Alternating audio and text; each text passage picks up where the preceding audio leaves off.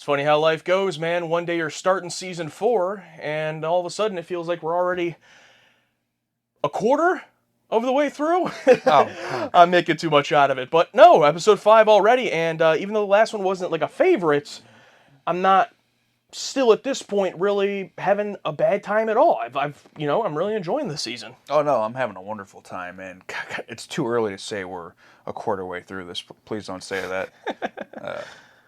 Speaking of that, I mean, I know it's fall and everything, but it's a little early for that as well, huh? Isn't it a little bit early for that? No, don't look at the camera. Chief Medical Officer's log, stardate 44161. Is this the first Crusher log to open? Maybe, yeah. I look forward to welcoming aboard my mentor and dear friend, Dr. Dalen Quace. The lights. Who'd you think she was going to say? Pulaski. Oh, it's good to see you again, Beverly. You look Oh, it's the guy from Home Alone 2 on the airplane. She's got hundreds of diamond rings, thousands of them. Come on, let's go, honey. Please let me on the plane. Oh, people walking by? I like that, yeah. Little upgrades. I want my warp engines back now. Almost done, Commander. Almost isn't good enough. You want to be the one to explain when the captain says engage and we just sit here? Wait, where's Sarek? Is he around? What? Don't let me interrupt. That zoom tells me something's wrong. That shouldn't have happened. Why would there be any visible phenomena outside the warp drive? Where'd Beverly go? She disappear? Wesley, you killed your mom. Cute. Huh?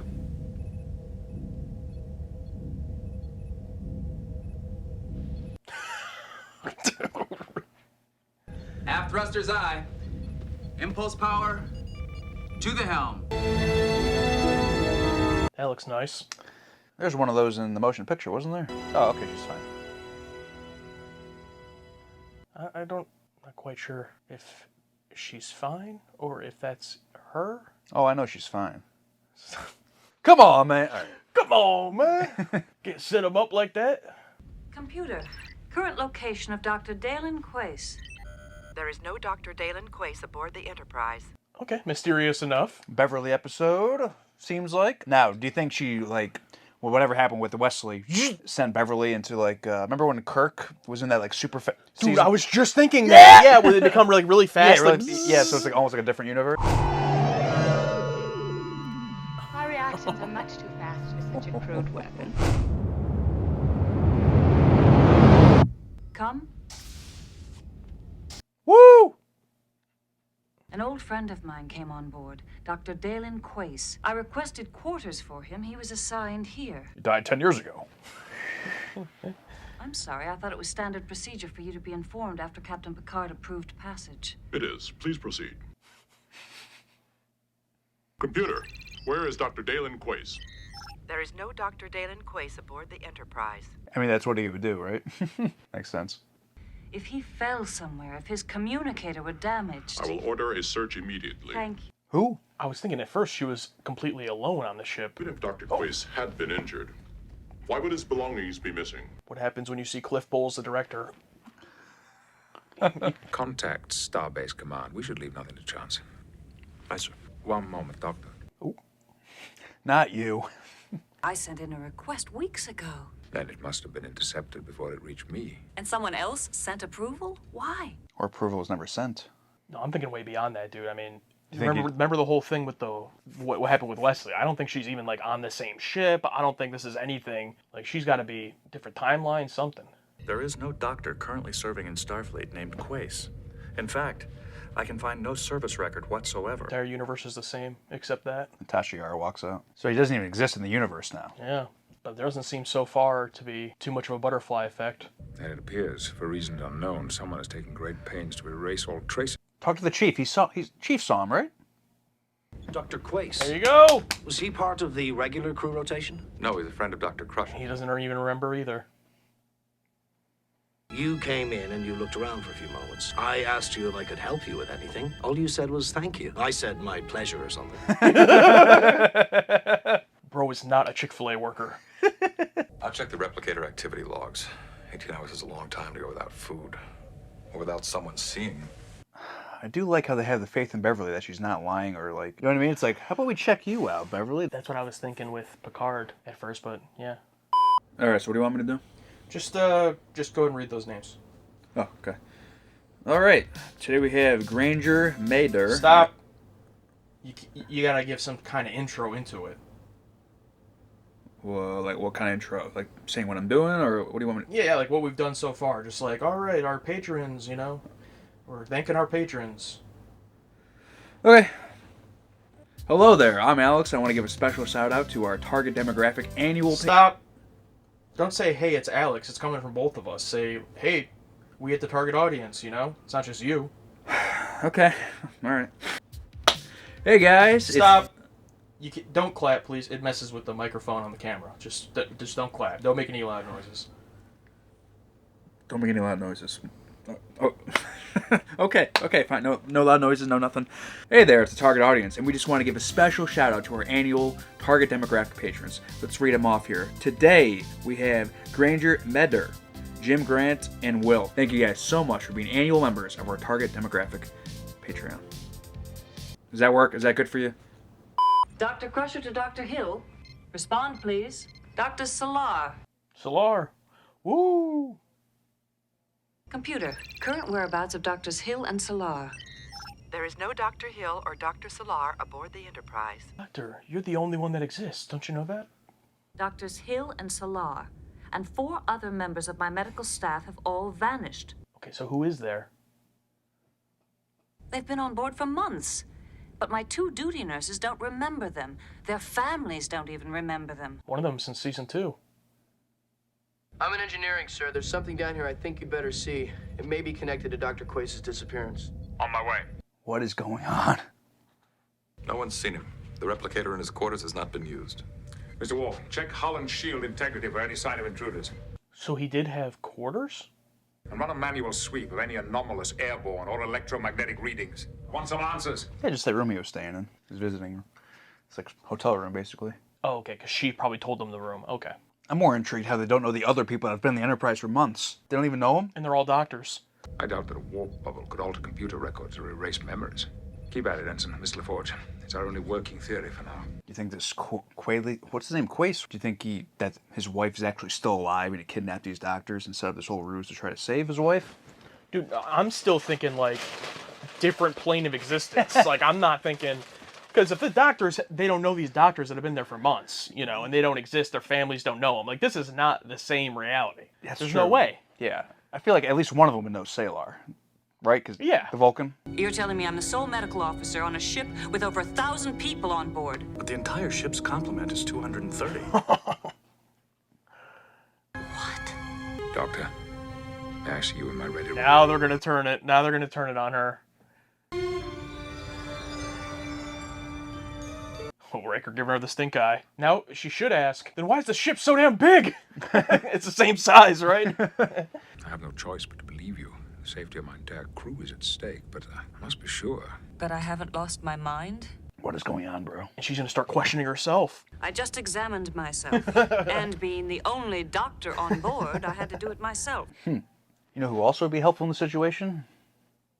Guinan. Return this ship to Starbase 133 for a full diagnostic. I realize you have my word only to convince you. Mr. Riker, Captain? set a course for a return to Starbase 133 immediately. I was hoping they'd stick with that because what did they do in Yesterday's Enterprise? Yesterday's Enterprise. And the enemy, your word has always been good enough for me. It's like, it's not just Beverly. It's everybody that is a named character. Yep.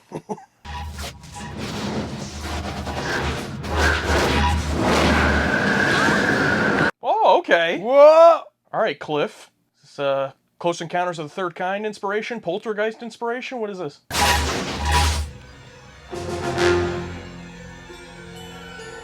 Did anything change around her? The phenomena was like, oh, you too easily got what you wanted. We got to transport you to a tougher timeline. We've run the mass spectrometer on all particulates. We scanned the EM spectrum in case there was a waveguide somehow leaking radiation. Now, how long until they eliminate a main character? Are all the members of the crew accounted for? Yes, Doctor. How many are there? There are 114 people on the... There are now over 900 missing. Deck after deck of this ship is deserted now. How do you account for all the empty rooms? Thank you. Why all the extra space? Transportation of colonists, diplomatic missions, emergency evacuation. Thank you, Mr. Data.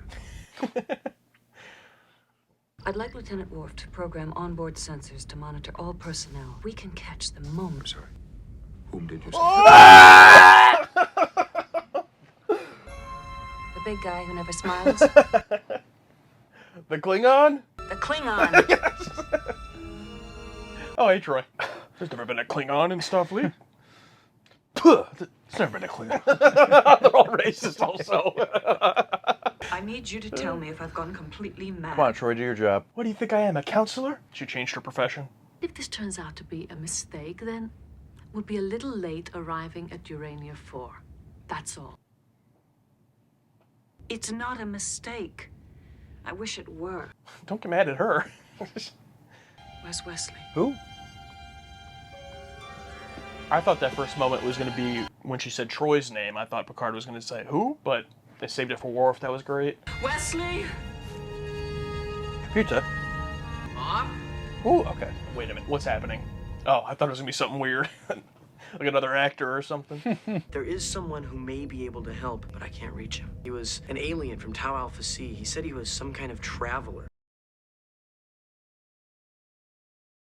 He's the only one who could explain it to us. I've sent a message to Tau Alpha C, but it's so far away it could take days to get there. Is that the Traveler? That guy. The creepy guy? Oh, he's gone, isn't he?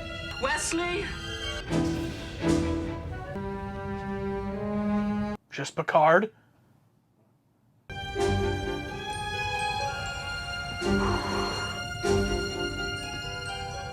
Great score, by the way. Very mysterious. Continuing red alert here. I'm the only one on this ship, Beverly. You and I.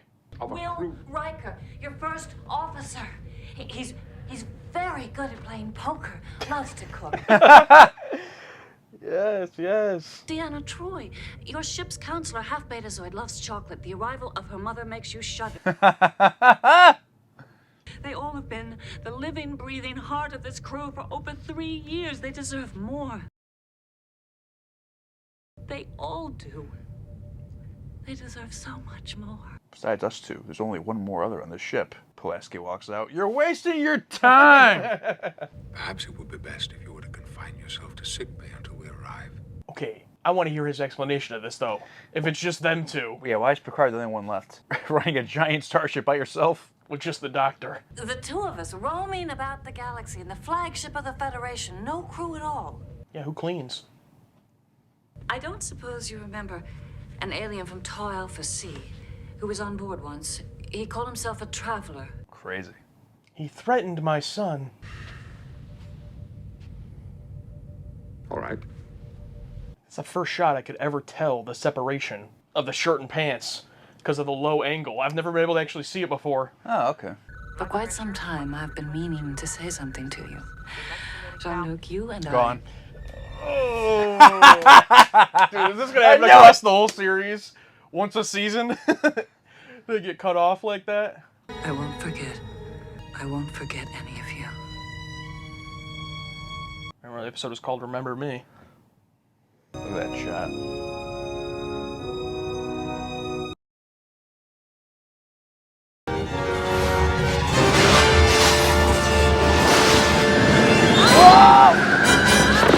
Nice roll.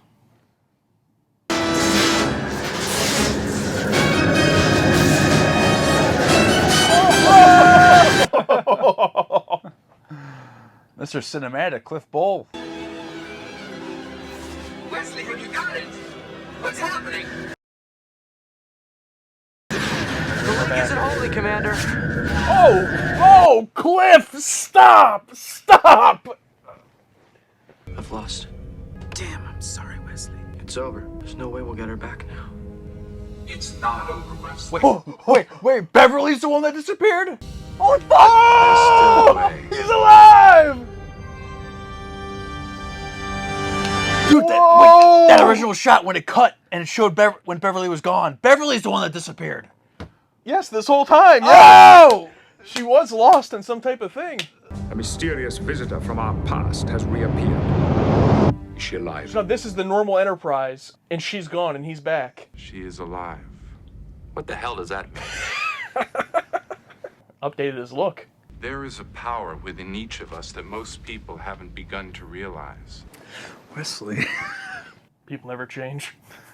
The show got me, bro. That's... Read the entire crew roster for the Enterprise. Dr. Beverly Crusher. If this were a bad dream, would you tell me? That is not a valid question. Oh, whatever, computer. It's a ChatGPT response if I've ever heard it. Is there more than one USS Enterprise? This vessel is the 5th starship to bear the name USS Enterprise. Nice.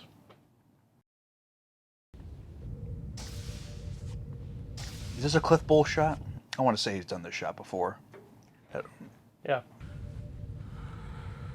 Lay in a new course for Tau Alpha C. Engage. There is no Tau Alpha C listed on current star maps. The whole world is being... The whole universe is disappearing. You must open yourself to time and space and the intricate threads that bind them. Begin entering your warp field equation. What do you think this actor was doing when he got the call? Do you want me to what? That show's still on? It wasn't canceled? It's good now? See past the numbers. Doesn't matter anymore. Trust yourself. Use the Force, Luke. Starbase 133, this is the Enterprise. Starbase 133, this is the Enterprise. Please acknowledge. I like how every shot of this, like, fake Enterprise, like, it's all shots we haven't seen before. Like, this doesn't look familiar. The shot of her on the side, it's all, like, night. Like, this shot right here. Cliff Bowl! Because it's like... Because she's not on the Enterprise. She's not in the real Enterprise. It's not right. Exactly. Yeah. There's your warp bubble, Wesley.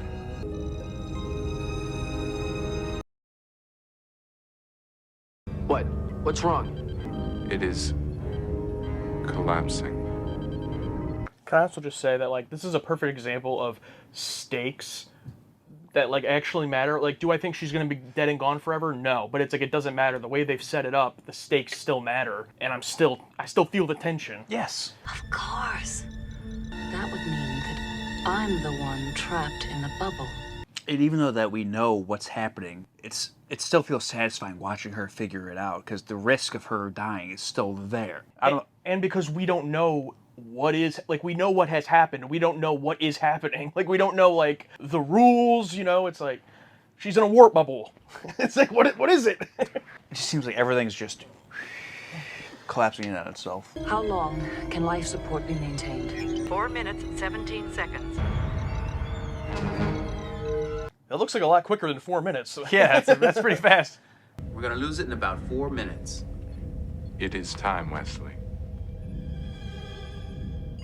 Use the Force, Luke. The expectations, the demands upon yourself. Let it all go. Can I just talk about how we thought, like, the episode was going to revolve around that old guy? And then he's just gone. You do not need to look for it. What is this? The Force? What?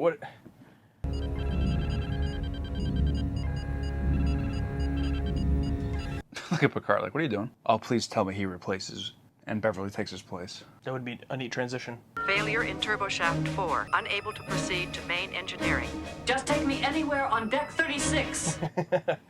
There is no deck 36. Ah!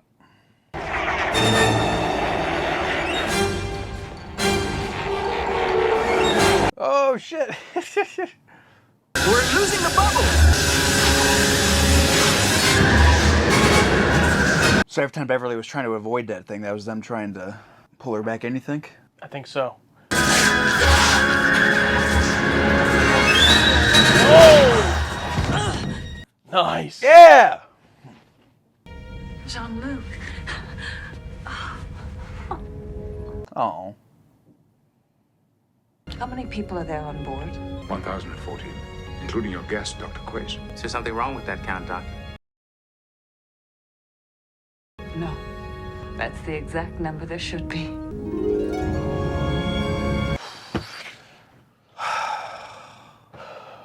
I'll get the whiteboards. You stay there.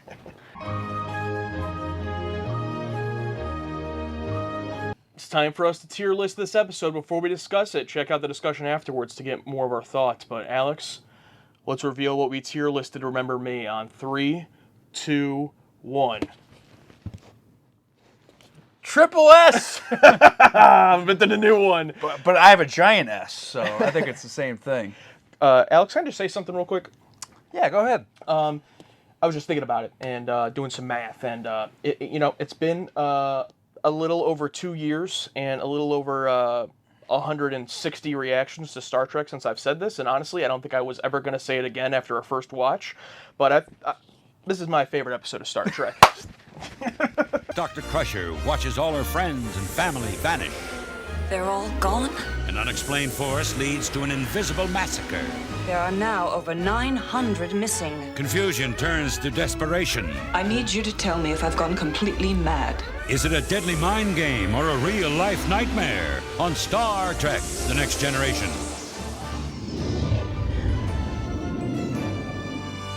Well, you probably noticed we're in different clothes, and that's because this is one of the few times that after watching the episode, we decided we can't talk about this right now. We got to do it justice, and we got to watch it again on our own and do a full, real discussion of this one. Because, I mean, I said it right after.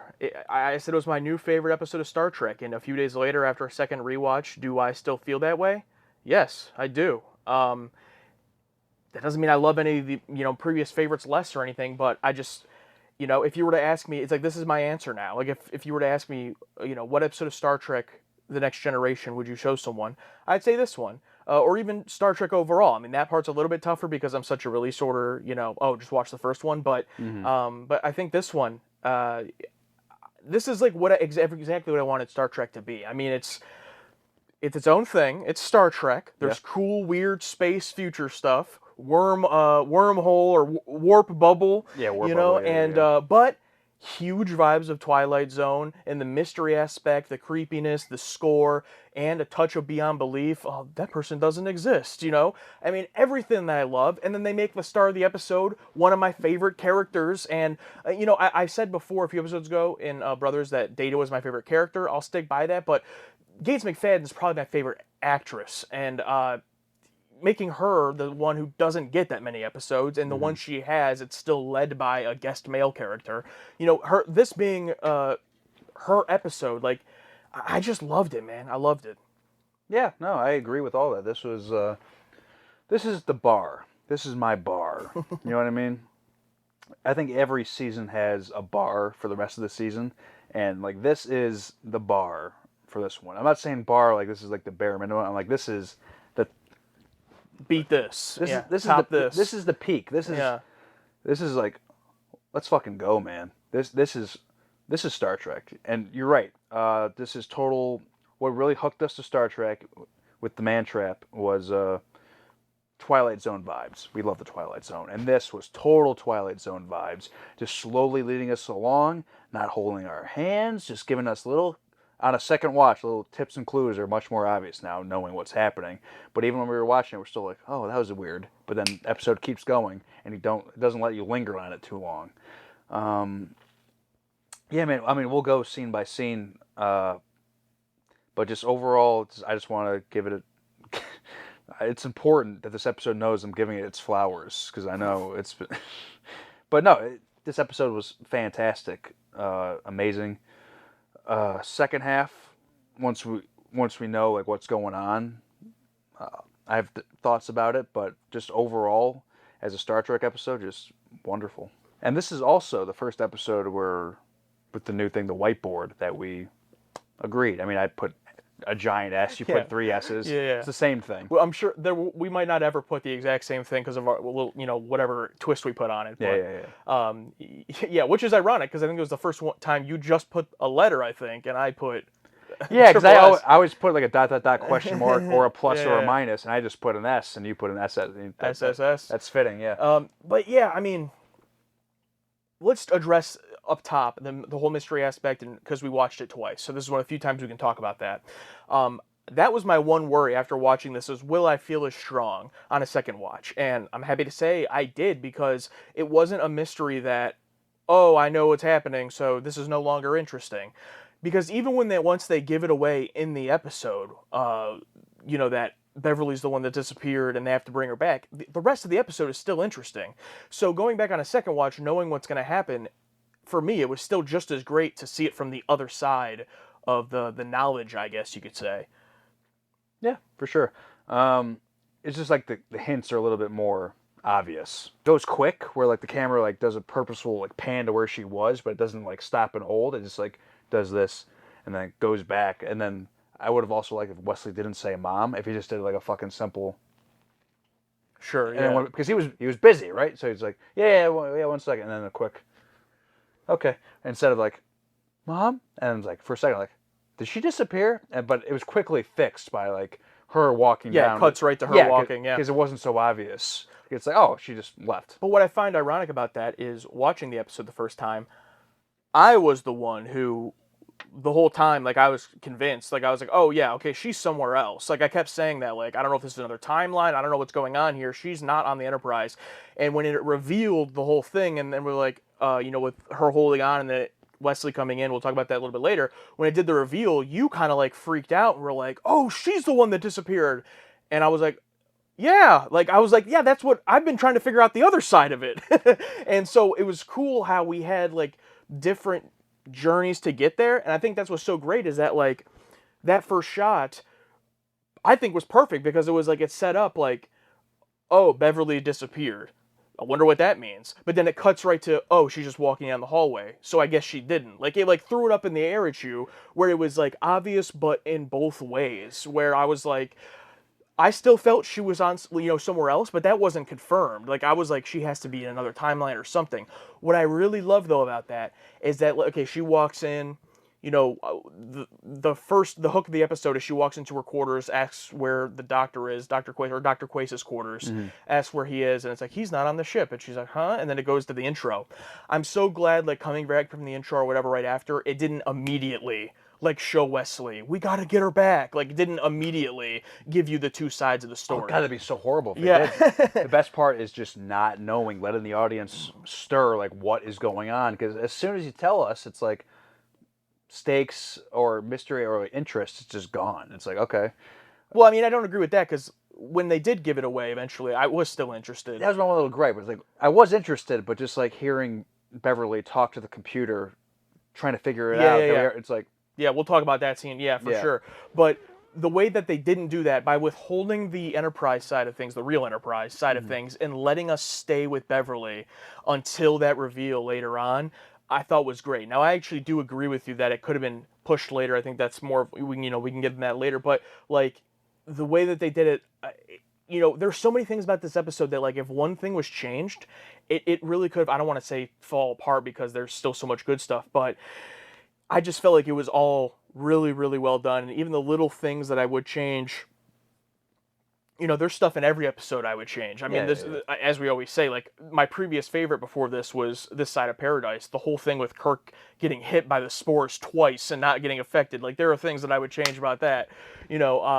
So after that, Dr. Quace is gone. She starts freaking out, and I really love Worf's the first one to come in, and she's like, oh, Dr. Quace is gone. He's like, I don't know what you're talking about. He's like, oh, I thought you always get told. And he's like, that's correct. Go on. Yeah, it's like, yeah, that's right. Go on. And like Worf does a logical thing. Oh, computer, where's Dr. Quace? He's not on board. Look at that.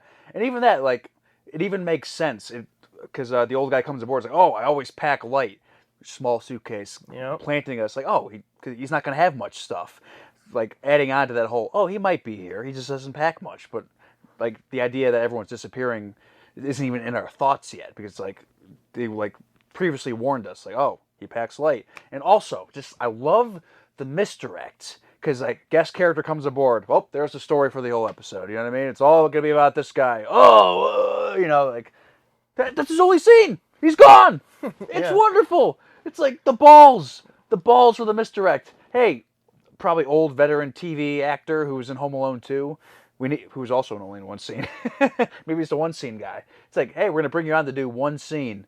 We're gonna costume fit you. We're gonna bring you on. We're gonna like try the suit on you. And we're gonna bring you on the set. We're gonna fly you out. All right, thanks for coming. See ya. It's like that is great. Yeah. The balls, because I totally thought, oh, there's gonna be 3 or 4 scenes with this guy, and it's just gonna like not derail the whole episode, but that's the episode. Just, Yeah, You yeah. know, like, but no, just the guts. I really appreciate it. Yeah, and back to my thing. I totally thought that it was like Wesley disappeared because like after like the Flash, everything's with Beverly with members on the crew acting completely logically and normal.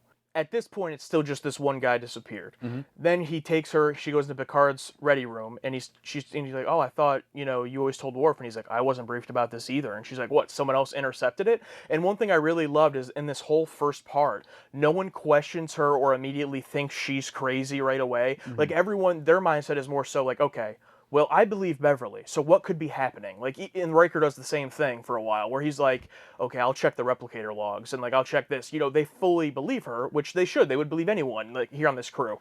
And that scene is great, and for me, when it really started to, like, go to that next level, was when she's in her sick bay, and she calls for the other doctors, and they're gone. Dr. Solar gets another name drop, some other doctors, and when she comes to the bridge, and she's like, all my doctors are apparently gone, and they're like, you have no staff, and why would I be on this Enterprise with over 1,000 people? There's only 200 people, and then that's when it clicks, like, could just the old guy disappearing be a thing? Like, yeah, that could be its own episode, but now it's, oh, that old guy, not to say he's irrelevant, but it's like, oh, he's just the what do they call it? The tip of the iceberg. Yeah, and yeah. then this is a thing that's going to keep happening. And this episode had so many of those that it was like, oh crap, what's going to happen next? And then that's when it hit that next level for me. And then that moment is where Picard's like, can you come to my ready room? And then Riker like gives her a little stink eye look as she's walking away. They don't fully go against her yet, but that's where they're like, okay, something's weird. Because in their minds, they think it's normal. Yeah, because this is technically a separate universe, right? Or a different reality. And even before that, with how realistic these characters are asking, Beverly's like, "Oh, Dr. Solar and my other staff, like, where are they?" And Picard asks, "Oh, did they come on board with Dr.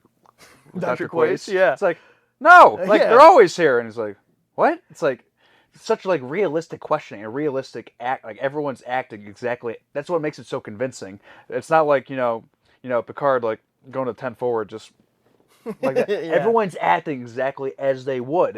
Yeah. But just with like the information of their canon constantly being affected by this warp bubble, and they just continue going along with it. I mean, we'll get to the end with Picard. Sorry, with just Picard and Beverly on the ship. Yeah, we'll talk about that. Yeah. But so then after that, she goes into the conference room with them, and another one of the great scenes where they're all talking, and I thought this was going to happen with Troy, where when she goes into Picard's ready room, she's like, I'll go talk to Troy, and I expected Picard to go, who? But he doesn't. He's like, okay, but then Beverly turns back around, and she's like, no, please go back to the starbase, and he's like, okay, I will. But then they go to the conference room, and that's where, again, the number of people lowers down to only 100 and something. And I love that they actually explained my biggest question, because I was like, okay, what about all this empty space on the ship? Like, how are they going to make sense of that? And immediately Data with the answers. Diplomatic missions and visitors on the ship and storage. And Picard's like, thank you, Data. And it's like, that was them being like, to the camera almost, like, okay, we got it. Yeah, it's like, right, don't give away too much. Yeah. And even I asked, like, what if a main cast member disappears? And I think in the same scene... Yeah, that's the scene, yeah. You can go ahead. Where it's like, something Worf, and like, just a quick little look from Picard's like, who? Beverly, Chief Security Officer? The Klingon! Yeah. Oh, yeah, I love that. The Klingon! And I love there's a look from Troy, too, when she says his name. And I gotta give credit to Marina Sirtis. Like, she really falls in the background, unfortunately, because she just doesn't get a lot. But, like, another great actress on this show. And, like, just her little look, like, when she says Worf, and you instantly, as the audience, know. Like, oh, he's gone. Like, it wasn't like a, who? Who's that? It was just a little, like, because it's an odd name. It's an odd word. Yeah. Like, that was my biggest thing in acting class. It's like don't feel it. Don't try to like move your face. Just think it.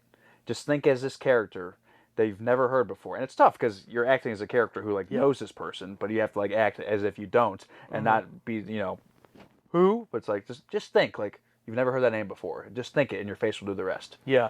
So great moment there, and then that's when they're really like, okay, we got to stop believing this person, basically. And I'm trying to remember exactly when warp-a-bubble stuff started popping up where she would start to get pulled in. I don't remember when the first one happens in her quarters, but I think somewhere in the middle because she holds on. Yeah. And I think it's the second one is the reveal. Yeah, so the first one's just in her quarters, and it just goes to a commercial break after that. But there's gotta be. This is directed by Cliff Bole. No surprise. Yeah. And I'm sorry, Cliff. After watching Brothers, I was like, oh, I think Rob Bowman has jumped and become my favorite. Cliff had to come right back and be like, no, motherfucker, I am. Cliff said, fine, I'll do it. Yeah, because just excellent direction here. But I'm convinced he had to have been inspired by Poltergeist. Because, I mean, have you seen Poltergeist? Oh, yeah, I've seen Poltergeist. Yeah, you know, the closet scene, famous closet scene. It's like, there yeah. has to be some inspiration there. Oh, for sure. Excellent shot. Gates McFadden, it's clearly her, like, holding on to the stuff. Great work. And I was hoping to see, like, a completely parallel with the ground, holding on. And they did it. I'm like, it's amazing. So all of that was great. And it adds that, because we don't know what's happening yet still. Yeah, we still don't know. It adds that spooky element. Like, I thought this was, like, a living creature. And I made a joke during the reaction when it tried to pull her. I was like, oh, took her to a different timeline because she got what she wanted. Oh, yes. It was after she was in Picard's room and she convinced him to go to the starbase. That's what it was. It was after that? Because he's like, yeah, I'll do it. And then she goes to her quarters and that happens. But no, it's just, we end up finding out it's this warp bubble. So it actually ends up being Wesley and them back on the Enterprise trying to pull her back. So she's fighting against it. That blew my mind, yeah. And yeah, it was the reveal that, like, oh, she's in the warp bubble. And then remembering back to her, like, the beginning scene where she goes to talk to Wesley. And Wesley's like, oh, yeah, whatever. And then the flash, and then she's gone. Like, oh, it makes sense. Yep. I love it. Just Geordi was very distressed in that scene. I want to bring that up. In the conference room scene? No. The opening scene. The opening scene. Like, he yells at him. Yeah, like, why are you so upset, bro? I thought that was like, tap the brakes a little bit. I mean, it was odd. I mean, I even made the joke, like, oh, is Sarek around? But, I guess it was warranted because he does disappear his mom. I mean, yeah, but like, you just, I don't know. I feel like Geordi would be cool with like experiments going on. It was a bit odd. Yeah, it was like, because I forget what the canon reason is. Oh, we need to be ready to go to warp and so. Quit dicking around with your... Yeah, basically, yeah. Not the bridge, but just a shot where the camera's out in space and people are walking on this bridge. Not the bridge, but a bridge. Similar to the intro, how you can see people walk. Yeah. I'm like, oh, that's neat. I thought that was cool. Yeah, that stuff's always cool. Don't know how they do that, but... Yeah. Someone... talented people, I guess. Okay, so where are we in the linear here? So this is now 100 people disappear, and then this is when she goes out into the hallway with Troy, and she's talking to her about all the people disappearing, and then that's when she goes, Wesley, where's Wesley? And runs away. And you think Wesley's going to disappear. Because she goes into the engineer room, and she's like, Wesley, and it waits a second, and then he just walks on. Yeah? It's like, oh. It's like, oh. But it's so great because you think he's gone. Oh, wait, no, and she gives him a big hug, she's like, we don't have much time left, blah, blah, blah, blah, blah, and Wesley's just like, look at her, and she's like, you don't believe me, and it's like that great moment of, there's a lot of like Twilight Zone episodes or different things that have done this, but just like that moment of realization where everyone thinks you're crazy, and that's hopefully a situation I'm never in. Yeah. But and then she turns the corner and he does disappear. It's like yeah, because he thinks he's gonna be gone. No, he's there. Then he disappears, and that's the moment when you're like, okay, now the dominoes are falling, and that's when she starts running, goes into the bridge, and just Picard. Yeah, just Picard by himself, and it just like. But here's why it's great. Here's why it's so great. Because had that been earlier in the episode when you were talking about everyone's acting exactly how they should, that would have been off and weird. At this point now, we know some weird shit's going on. So these aren't our people. Like, they're versions of them. Yeah. But when she walks in, and it's just Picard, at this point, it's straight up Twilight Zone. Like, at this point, we still don't know what's going on. So it was so fitting for, actually, he was sitting in his chair, and she comes in, and he just gets him and turns around, and she just runs across the bridge to the other door, and he's just... It's like, ah, yes, Beverly, the only other person on this ship. And I love it, and she even confronts him, and she's like, this is completely normal to you, isn't it? And he's like, we've never needed anyone else before. And I love her. She gives her whole monologue, and maybe some people think this is overacting, but is it like classical acting, more theatrical acting? Like, yes, for sure. But I love that stuff, where she's like, going through the whole crew, and she's like, Riker, he's great at poker, Data, he never gets the punchline of a joke, and Troy loves chocolate. Like, I don't know. That. Yeah, I love that, and I don't know why, because like I feel like so many people could do that, and I'd be like, oh, a bit on the nose, huh? Or like, yeah, I know the characters, but for some reason, like, in this one scenario, it's like they not only get away with it, but like pull it off so well. Maybe it's because Beverly's not really that tied to the crew that much in all the other episodes. Like, she's not best friends with anybody. So her being the one, like, going through passionately talking about the crew, it's like, oh yeah, she does love all these, people and knows about them. And sometimes I forget that because she's kind of sectored off. Yeah, and I feel like she often doesn't go through like the crazy stuff like the Royale or something, where it's like oftentimes she's not sidelined, but she isn't part of the most crazy stuff. And I'm just thinking, you're Beverly in the situation. Everyone you know and love and have worked with are slowly disappearing. And you got to be thinking you're going crazy a little bit, right? How it's only you. It's like, it's not you and someone else. It's only you. So when she starts like repeating people's names and what they do, it's probably to help convince her like they're real. I'm not going crazy. Yeah, it's yeah. like, oh, Data, he does this warp. He does, it's like, this isn't happening. Like, what the fuck is going on? Yeah, and two, if a person was, mentally ill and had people in their head, like, that is how they would talk about him. Like, oh, Data, he never gets the punchline of a joke. He wants to be human so bad. But you're thinking, what the hell? It's So like, the more I think about it, the more scary the situation is, where it's like the entire world on you is just collapsing. Yeah. And you don't know why. And also had to say on that too, one of my favorite really scenes in any movie, but especially horror, the original Invasion of the Body Snatchers from the 50s. We actually just saw that actor in something we watched. But there's a scene at the end where basically, I don't want to spoil the movie, but essentially there's like a monologue type scene like that, where the guy's basically talking directly to the camera. And I feel like in certain genres and in certain things, you can get away with that kind of stuff more. Like Twilight Zone does it a lot, where it is just like the main character reaching their breaking point and being like, no, this, listen to me. And I thought that was another example here. And Gates McFadden, I thought, did it excellently. And then that leads into them sitting down and the cutoff. What do you think she was going to say?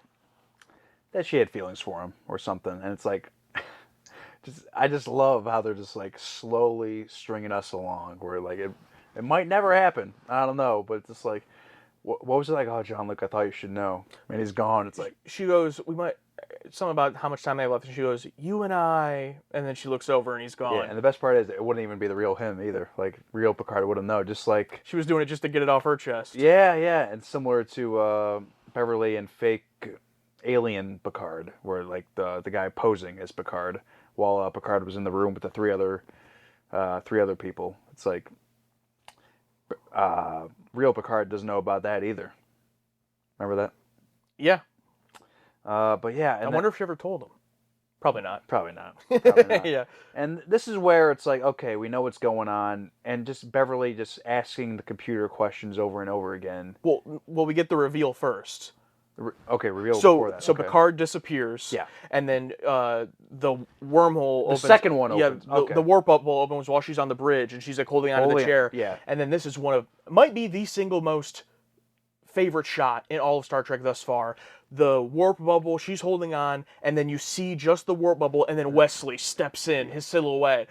I like freaked out in the reaction. I was like, oh yeah. Oh. Yeah, I remember like, oh wait, what? It's like, yeah, that was good. And then he's like, we lost her. That's it. And I think that's when it clicked for you that it was her disappearing. And that's followed right up by the Traveler. And never in my imagination would have ever thought the Traveler would be the one to make an appearance in my favorite episode.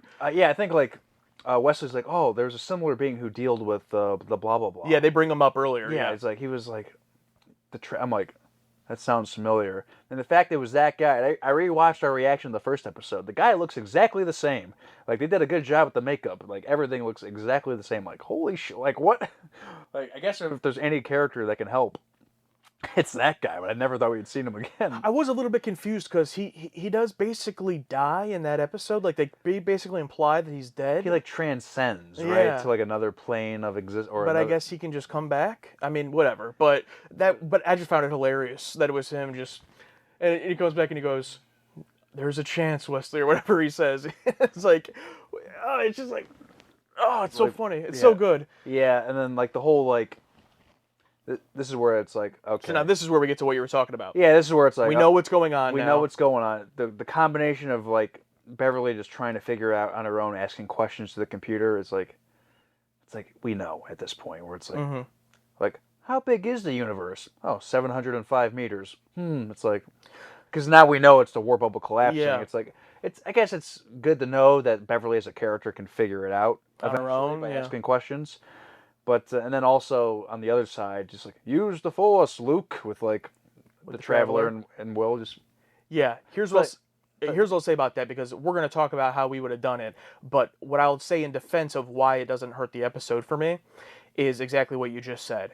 Because purely in my mind, because Gates McFadden, and this is where, we've hinted at it earlier here, but I think this is why it's important it was her. Because she is such a good actress that she was able to keep my interest through all of that.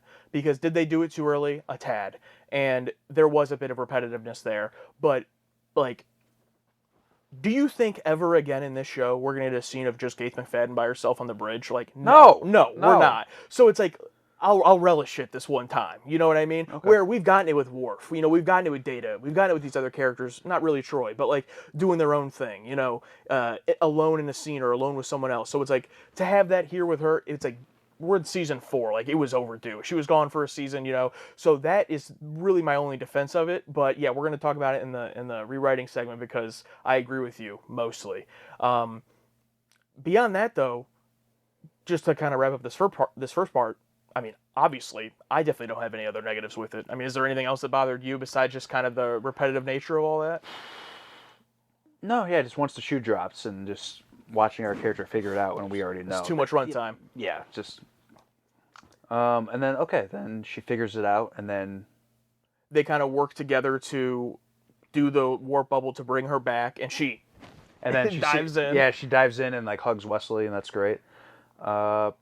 And then that's basically it. That's the end right there. And the Traveler, he looks like he just came. He's like... Yeah, he's like kind of fading in and out. I think Wesley was too, and then he just leaves, right? Yeah. What does it end on? What is it? Literally, that's it. It was very abrupt. It was like he disappears, she hugs Wesley, and then it just cuts to that shot you talked about of people walking. And that's how it ends, right? Just right there. Oh, that's wonderful. I don't need any more than that. A scene after that, yeah. And I loved the shot because usually I'd say, end it with credit on the scene. But I loved going back to that shot of the people walking because what's the whole episode about? People disappearing. People disappearing? Yeah. So it's like the one moment we're showing the people walking like that totally makes sense. And it's like, she's back in the regular Enterprise. Is there a small part of me that would have loved a weird Twilight Zone ending? Yes. But we're not going to get that. We're not going to get that. Yes, of course. We're like... we're like... Someone turns around and has a pig nose. or she goes, because Dr. Quace never shows back up. It would have been hilarious if she gets back, all this is great. I got to go check on Dr. Quace. Goes back to his quarters. She's still not there. And it's the repeat of earlier. Computer Dr. Quace? There's no Dr. Quace on this starship. It just starts, it starts over constantly. But that doesn't make any sense. Yeah, like what do you do for the next episode? Just doesn't. Yeah. I said at the beginning of the discussion that, it's a lot like the Twilight Zone, touches of Beyond Belief, but it is Star Trek, it is different. And I just want to be clear here, like one of the big reasons I love this one so much is that it is so Star Trek. And it is like, if I wanted to just show my friend a cool episode of Twilight Zone, I'll just show them that, but it's like, no. I don't want a Twilight Zone ripoff. It's like I want it to be Star Trek. Like the man trap is Star Trek. Yes. And this one is like, she's trapped in a warp bubble that's collapsing the universe she's in, and this traveler from in the universe has to come help them. It's like this is the sci-fi I love. It's like this is what I wanted from day one with the man trap till now. And I get it. It's not always going to be sci-fi in the mystery, kind of creepy aspect. I get it. But even just stuff like I'm trapped in a warp bubble that's collapsing. I love that so much. And it's like I don't want to say. It's like it feels like sometimes there's not enough. It's like, why isn't there more weird stuff? It's like, you know what I mean? It's like science fiction. You should be able to do like Brothers, for example. Like it's so sci-fi, right? It's like you have 2 androids and their father, right? It's like, give me more of that. I felt myself even in TOS asking for that, where I'd be like, come on, give me some more weird stuff. That it's so awesome when we get it. It's so awesome. And I kind of compare this to the man trap in a way. Obviously, I love it a lot more. But yeah, that definitely goes into why it's my favorite. And I don't think we're going to see a lot of them, unfortunately. But I hope... I've loved the season so far with everything it's given. But yeah, when people talk about like being sci-fi fans, this is what we're talking about. A narrative and sci-fi combined. This is a masterpiece? Yeah. Of how to put those together?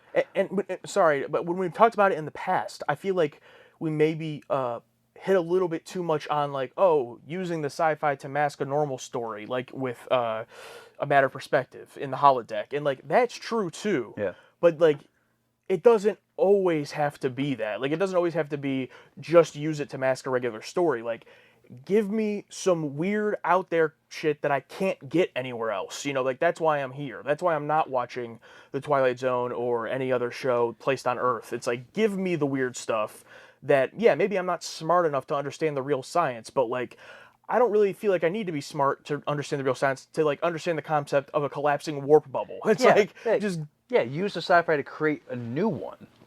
Yeah, do I love matter of perspective and I can use sci-fi to retell an old story? Absolutely. But also, you have the tools to do whatever you want.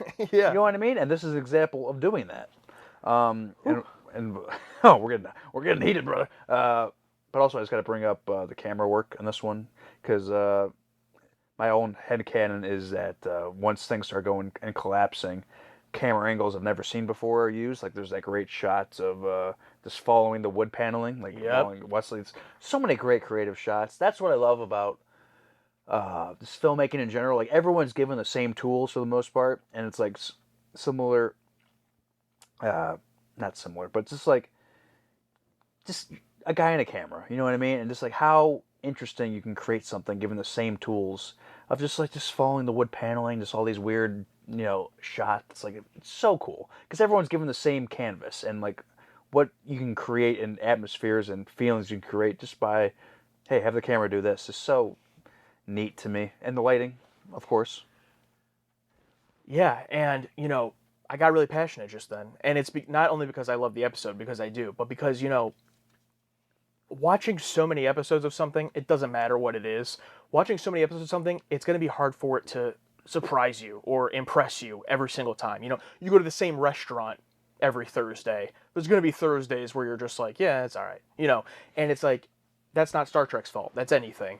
And I just feel like episodes like this just remind me, why we're here and like why we love it. And I'm just like so glad. I couldn't be any more satisfied with this season so far. Like, it's not all perfect episodes, but it's just like, we're 6 episodes, I mean, as of this, technically we're 5 episodes in, but we've watched the next one. It's like we're 6 episodes in, and I feel like it's the best season of the whole franchise. Like, you know what I mean? The whole franchise. You know what I mean? It's like, there's gonna be bad episodes at some point, but it's like, I feel like, not the hot streak of all S's or anything, but just as a whole, I'm like, this is the best Star Trek I've ever watched these last few weeks, and it's like, I'm loving it so much. Yeah, I guess you can say like, oh, I get it now. You know what I mean? It's like, I understand. I get it now. It's like, this is something else. This is special. Yeah, incredible. Well, we're going to talk about it a little bit more over on the Patreon when we talk about the Traveler. He's from Season 1, and he showed up here. So what else from Season 1 would we like to see continued or explored? It was brought by SNTHD. Can you believe I remembered that? We're going to talk about that over on Patreon, so go check it out.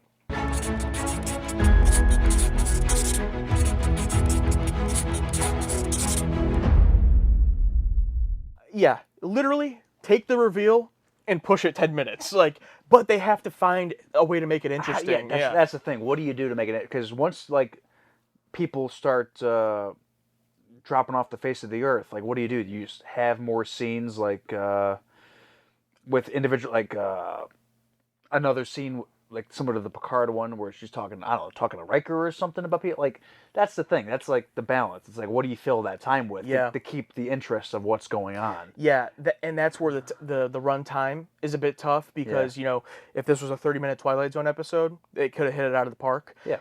And it being 44 minutes, I mean, we didn't even talk about the whole scene where, with Colomini, where she's like, let's talk about that real quick, where she's like, oh, well, he saw me bring him in, and they go, and this is like one of Chief's like biggest scenes as far as dialogue. They go back and forth for a while, and he says, "Oh," and I said, "Your pleasure," or something like that. Yeah, and which is consistent because I rewatching the episode, she does say thank you, and he does say you're welcome because like after like the dude comes aboard, like, oh, thank you, Chief, like he says, oh, you're welcome. They walk out, and so that's factual. Yeah, it's like, oh, she comes in and looks around and said thank you. I said, you're welcome, or something. Yeah, he did the Chick-fil-A line because he's like, I said, my pleasure, or something like that. My pleasure. And then he left. And then I love, too, when they're in the turbo lift after that, Riker and Beverly, and she's like, I mean, there's a whole bunch of people that came through. Maybe he just forgot.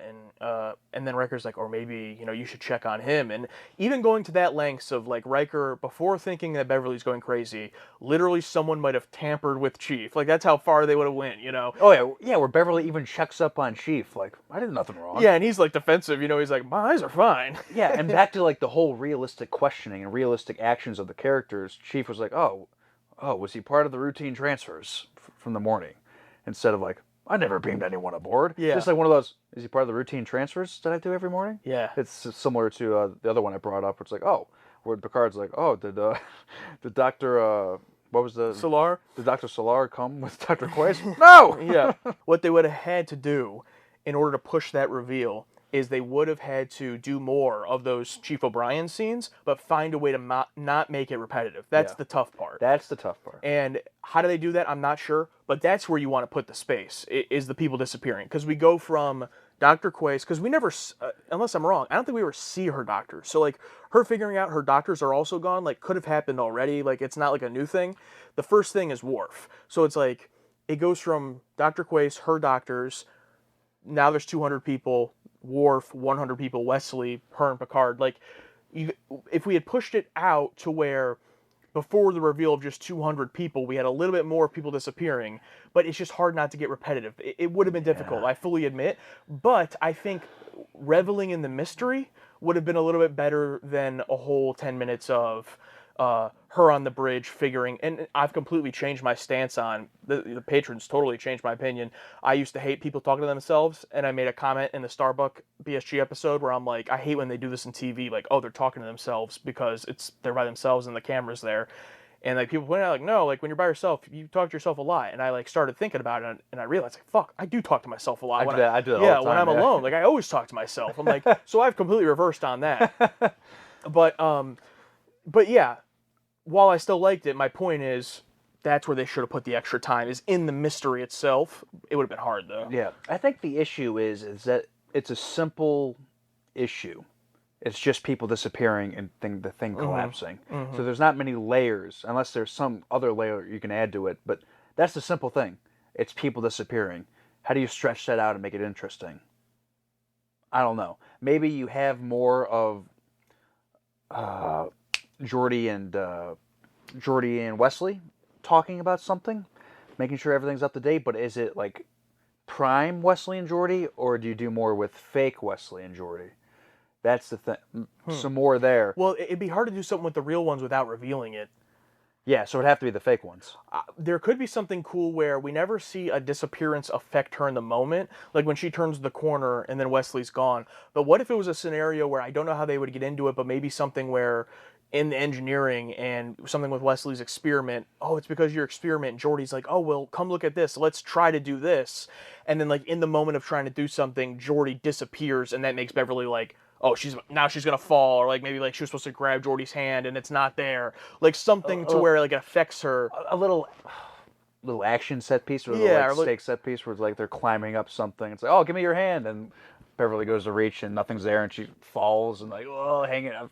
And something, especially if that happened early on, before Worf's disappearance and stuff, where it's like, she doesn't like bring it up to the crew like she does Worf, but she's like, more so, she doesn't know they're disappearing yet, so she's like, oh, that's so weird. He was supposed to be there to help me up, and now I can't find him. You know what I mean? So they could have put some little things like that. This is tough. This is where it's like, I understand. That's what I love thinking about. Yes, it's like I can picture the people in the writers' room, like, you know what I mean? It's like I love picturing that they're having these same conversations. It's like, what do we do?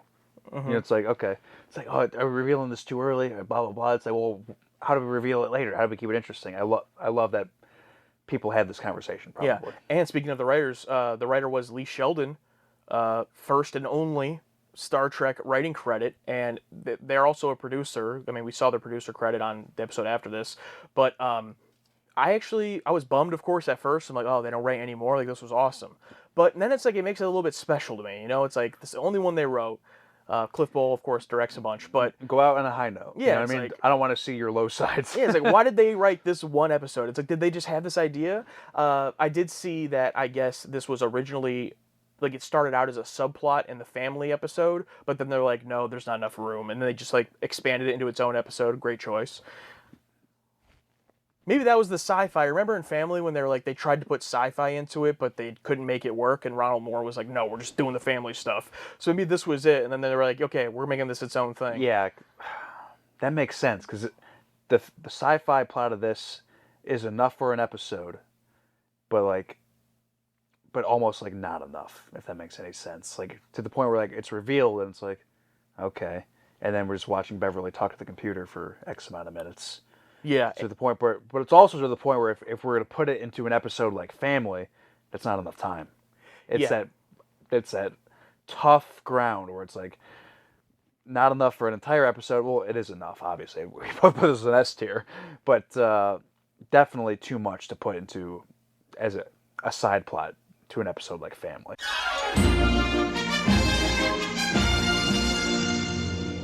Well, the patrons gave this one an A, and I'm not surprised they didn't give it an S. Love it just as much as us, but I'm glad they liked the episode. I mean, 45% gave it an A, and looks like over 90% were B or above, so it's one they like. Crusher is a better counselor than Troy. She taught me that when things aren't going my way, I shouldn't blame myself when clearly the real problem is the universe. And she does say, if there's no problem with me, maybe there's something wrong with the universe. Is some of that on-the-nose dialogue there. What I found great was the implicit trust Picard and the rest of the senior staff had in Beverly, even as the problems she was describing seemed more and more insane to them. Yes, very consistent, because if I was worried that they would, you're crazy, but it's like similar to yesterday's Enterprise, with in the altered universe. Like, as crazy as it sounds from Picard's perspective, Picard believed Tasha. Believed his crew. The first great Beverly Crusher episode, IMO. I think that's fair. Her arguments with the computer are great, and her "if there's nothing wrong with me, maybe there's something wrong with the universe" is pure Seymour Skinner. Except that because this is TNG, she's right. Seymour Skinner is the guy from The Simpsons. No. It's not me who are wrong. It is the kids who are wrong. Kids who are wrong. Yeah, that's great. And yeah, unfortunately, her first great one, because it's really the first chance she's gotten. Like I said earlier, Transfiguration's the high ground. She's with a male guest lead, so she really got to do her own thing. Juan says, I forgot my patron take. Timothy says, we've never had any need for patron takes. Juan says, who are Josh and Alex?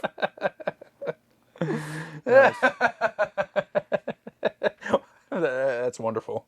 I love that. I love this. Very Twilight Zone. Even though you are aware of the conceit fairly quickly, the execution is great. Eerie music underscores the genuine horror in Crusher's reactions. Love. And we brought up the score maybe a little bit, but yeah, the score again was excellent here. And there are a lot of episodes where there's not a lot of score, but damn, it was really good here.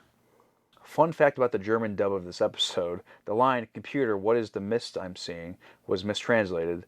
The English word mist would correctly be translated as Nebel. However, there is a German word mist pronounced the same, which translates to crap. So in the German dub asks, what is this crap I'm seeing? That's pretty great. That's pretty great. And like Timothy says below, somehow it still works. Yeah. That's wonderful.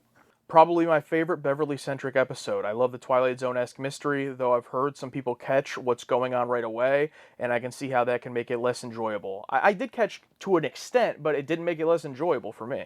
I use the line, maybe there's something wrong with the universe, in real life fairly often, as well as any time you can quote Star Trek in everyday life. It's a good thing, for sure. Several people also sang the Twilight Zone, so we're not alone there. A lot of people caught that. I dig it. This episode reminds me of a good Twilight Zone episode, and Gates McFadden is given another opportunity to shine. That's a take. That's a great take. Yep. And Kevin responded to him and said, totally, I'm expecting Josh to make multiple Twilight Zone references during this one. I don't know if I did. I'm sure I did in the reaction. I think there may have been a point where I was like, this is Twilight Zone, or one of us said that. I did make the Beyond Belief reference during it.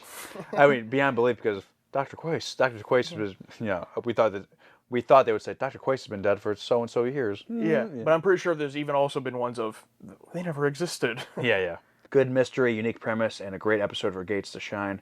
This is good Star Trek. Also, Creepo is back. There's your warp bubble, Wes. That's great, and just the words, this is good Star Trek. I'm glad it seems we're basically on the same page. I tried to scroll through for people that didn't care for it. I didn't find any, but I'm sure there's some in there. But yeah, in my opinion, that's the thing I 100% agree with. To me, you ask me what Star Trek is, maybe that's why it became my favorite on a first watch. Like, to me, it's like, this is what I would describe, is what I want to see. And it's not just this. There's other episodes that fit that as well. This Side of Paradise, The Enemy Within, A Matter of Perspective. Like, there's a lot that I say, this is what I want. But this one hit it all. Checked all the boxes for me. It's so refreshing to watch an episode that, feels like transcends watching TV. It like watching a special film for the first time, where it's like, there's movies, there's TV shows, but this is something else. This is beyond the human experience. This is beyond we gotta write a TV show. You know what I mean? This is like effort, care, execution, just the indomitable human spirit is somewhere in this episode. You know what I mean? It's Yep. like the effort, like similar to what I said about watching The Shining. Like there's a mystical, special thing about this. That's how I feel about this episode. Yeah, and last season when we watched The Defector, someone said that, I think it was Anthony that had said, there's 6 episodes that are better, and I was mind blown at that possibility. It turned out, for me at least, not true. I put The Defector as my number 1 last season. Obviously, I think it was in like the 5 or so range for you. But this season, it's this one. Where if any episode is better than this, my mind's gonna be blown. There's a lot that come close. Like, there's a lot of really, really great to perfect ones already too. But I think this is going to stick with me for a long time. Yeah, spoiler alert, this is going on a list. This is going to be on a list. Bro, what if it didn't? Oh, could you imagine? Dude, could you imagine if it's that loaded? I'm not putting those expectations on it. No. Every episode from here on out is going to be garbage.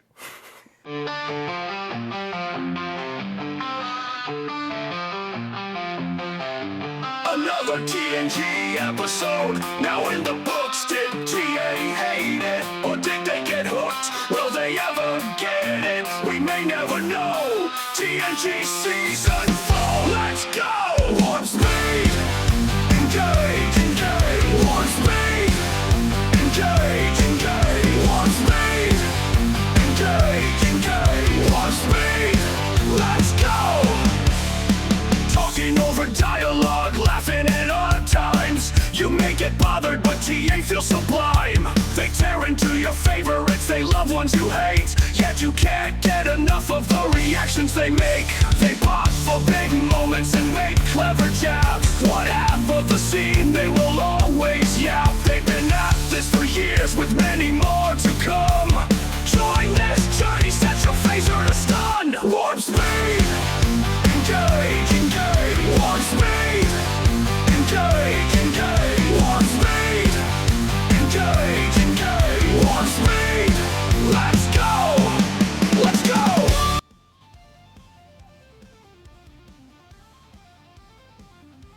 Oh, he just came.